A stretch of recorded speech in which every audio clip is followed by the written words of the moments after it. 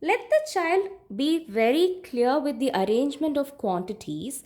That is, for a couple of days, let him just take the quantity, arrange it on the mat, and then keep it back. Every time counting how many hundreds make 1,000, how many ones make a 10, and how many tens make 100. Later on, what you can do is show them how to form quantities.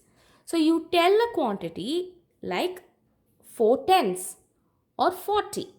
So bring me 40, and the child has to take 4 tens and bring it to you. Get it? So start with a single hierarchy first, that is by saying either tens or hundreds or ones, one at a time.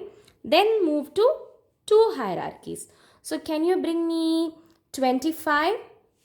That is 20 and 5. This is 25. Now when the child comes to you, just like in number rods exercise, you ask the child what the child has brought and let the child tell you the name of the quantity rather than you asking, did you bring me 25?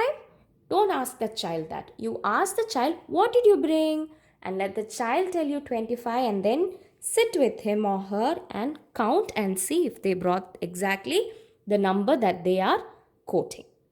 After two hierarchies is being clear, move to three hierarchies.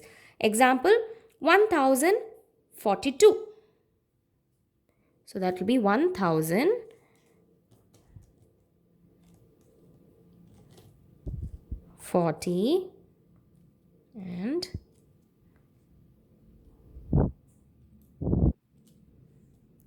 2. This is 1042.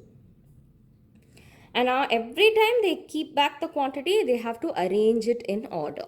Otherwise, they will get confused. Therefore, make sure that it is in order. Finally, move on to four hierarchies quantity. So 1287, 1492. Like that, keep giving them quantities where they keep bringing in various combinations of quantities.